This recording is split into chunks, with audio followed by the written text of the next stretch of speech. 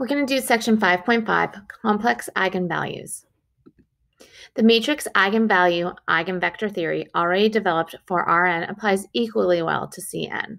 So a complex scalar lambda satisfies the determinant of A minus lambda I equals 0 if and only if there is a non-zero vector x in Cn such that A of x equals lambda x. We call lambda a complex eigenvalue and vector x a complex eigenvector corresponding to lambda. Let's look at example 1. Let A be that matrix, find the eigenvalues of A, and find a basis for each eigenspace. So first we need to find the determinant of A minus lambda I equals 0.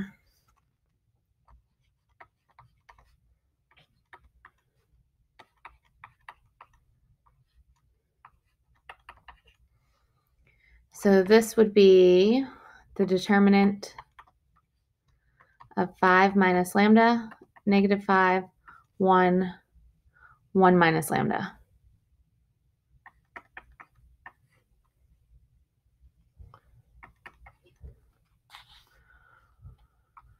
This would equal 5 minus lambda times 1 minus lambda minus negative 5 equals 0, which when we multiply this out, we get 5 minus 5 lambda minus lambda plus lambda squared plus 5 equals 0.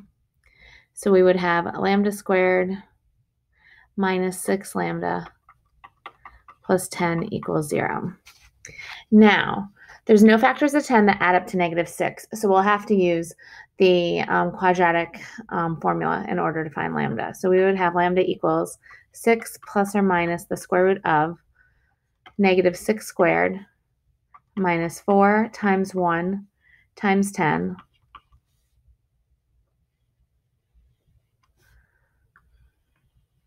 all over 2 times 1. This would then be 6 plus or minus the square root of negative 4 all over 2. And this would equal 3 plus or minus I.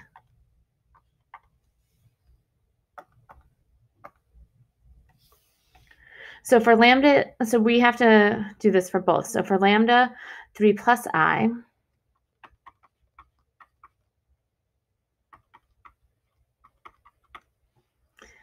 would have A minus 3 plus I times the identity matrix equals 0.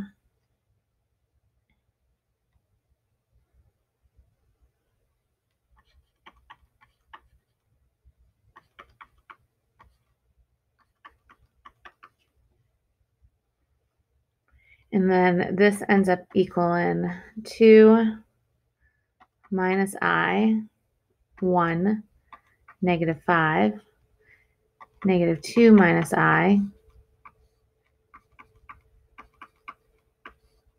and this has to equal 0.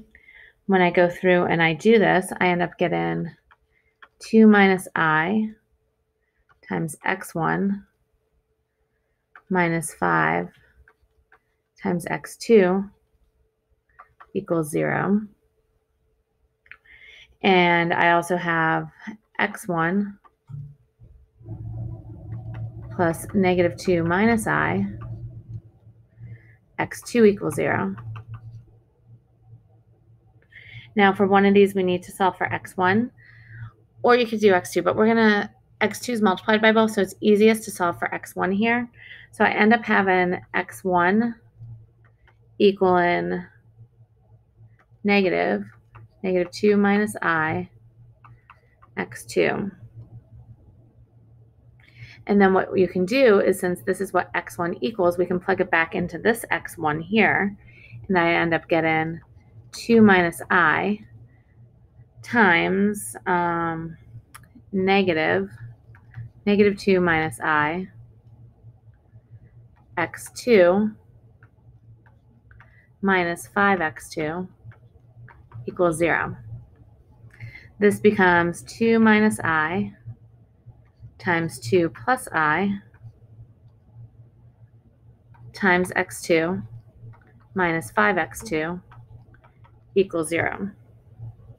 Going through, multiplying out, adding like terms, you end up getting negative 2x2 equals 0.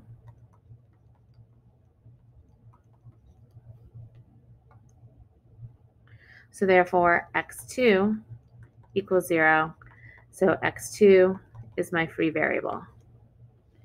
So I end up having x, which equals x2, times 2 plus I and 1.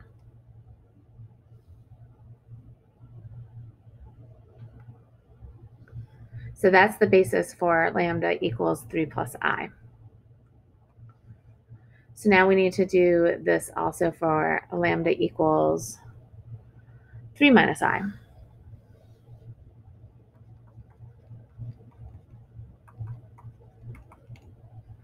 So we would have a minus 3 minus I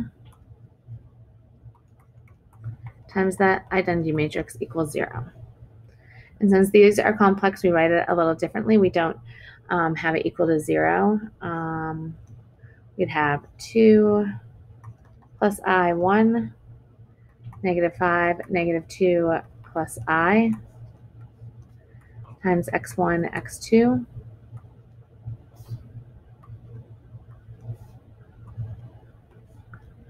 equals 0. Going through, I get 2 plus I times x1 minus 5x2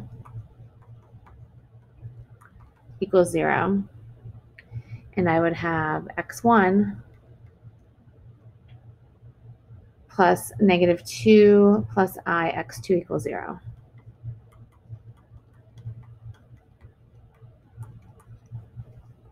Solving for x1 again.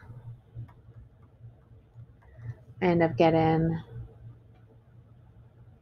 2 minus I times x2. I distributed that negative.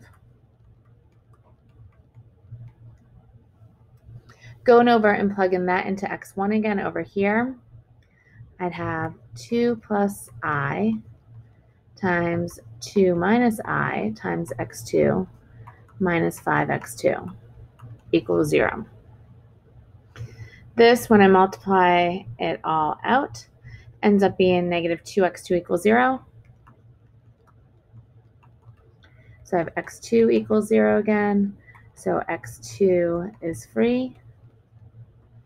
So I would have x equals x2 times 2 minus I and 1.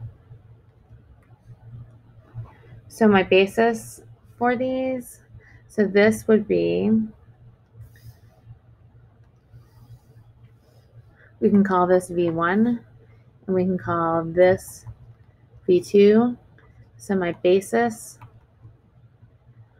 for lambda equals 3 plus I would be V1, which is 2 plus I, 1. And my basis for lambda equals 3 minus I, which we can call V2, which would be 2 minus I, 1.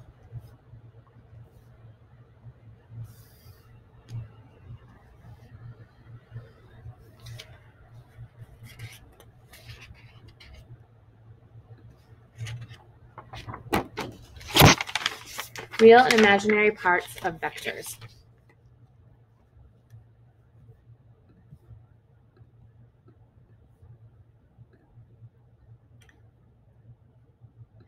The complex conjugate of a complex vector x in Cn is the vector x bar in Cn whose entries are the complex conjugates of entries in x. The real and imaginary parts of the complex vector x are the vectors rex, rex, in the image imx, and rn formed by the real and imaginary entries of x. So re stands for real, im stands for imaginary. So let's look at example 2. Let x be 3 minus I, 2 plus 5i, equal 3, 0, 2 plus I, negative 1, 1, 5. Find the real vector x and the imaginary vector x and x bar.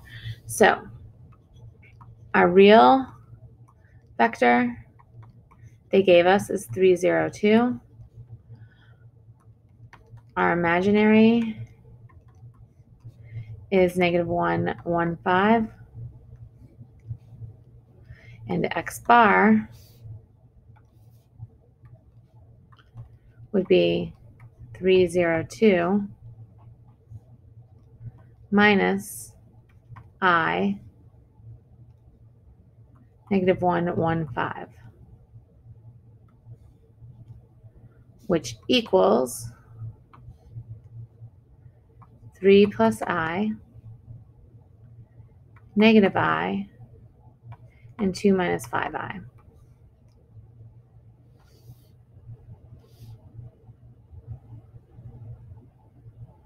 So that's the complex conjugate.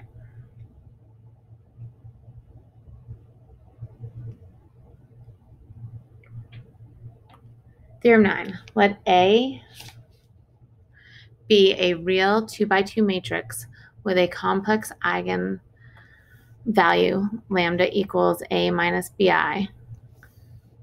B does not equal 0. And an associated eigenvector V in C2. Then A equals PCP inverse, where P is a real vector and an imaginary vector, and C is AB negative BA.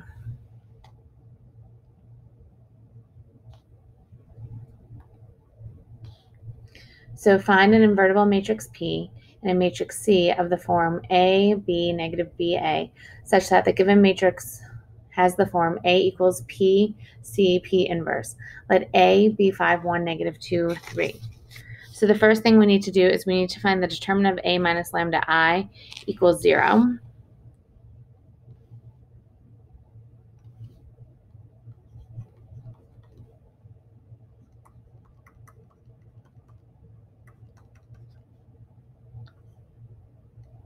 So that would be 5 minus lambda 1, negative 2, 3 minus lambda equals 0.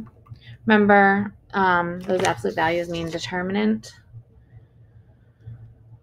So I would have 5 minus lambda times 3 minus lambda minus 2 times negative 2 equals 0. When I multiply that out, I would get lambda squared minus 8 lambda plus 17 equals 0. There are no factors of 17 that add up to negative 8. So again, you'll have to use the quadratic formula. So I'd have lambda equals 8 plus or minus the square root of 64 minus 4 times 1 times 17 all over 2 times 1 or just 2. And I end up getting 8 plus or minus the square root of negative 4 all over 2. So I would have lambda equals 4 plus or minus I. Remember, this is your eigenvalues.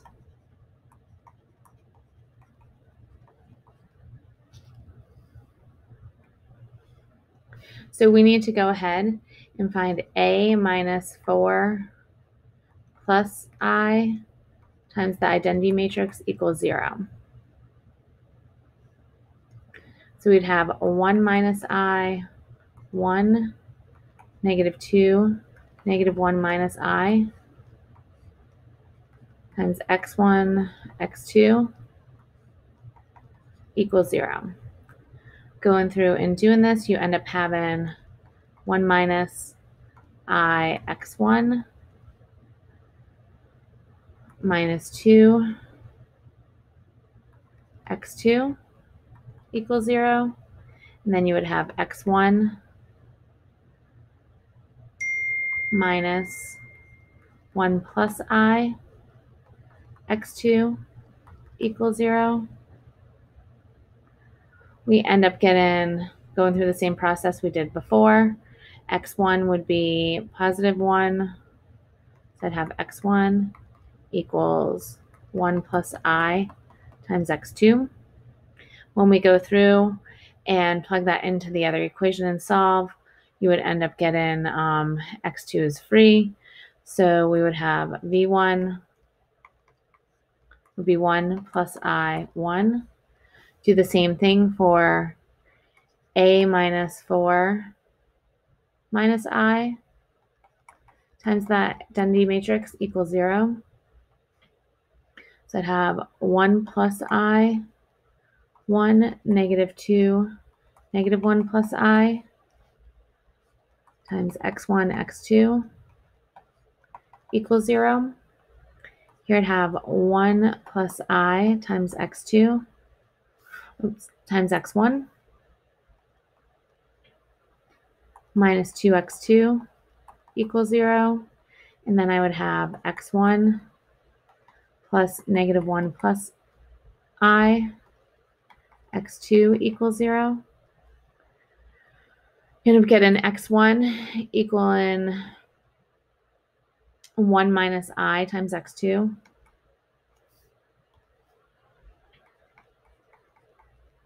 By distributing that negative that you would get. You go ahead, plug that back into here. You'd end up getting x2 as a free variable. So then I'd have v2 equaling 1 minus I1. So P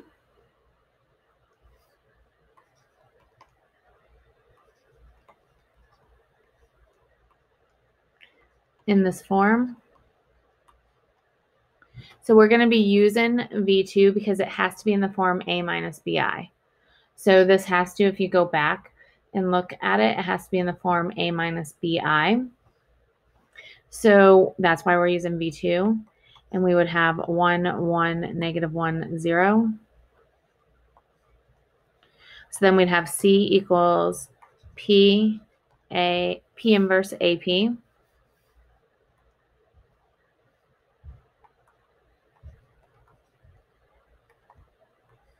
That'd be 0, negative 1, 1, 0 times 5, 1, negative 2, 3 times 1, 1, negative 1, 0.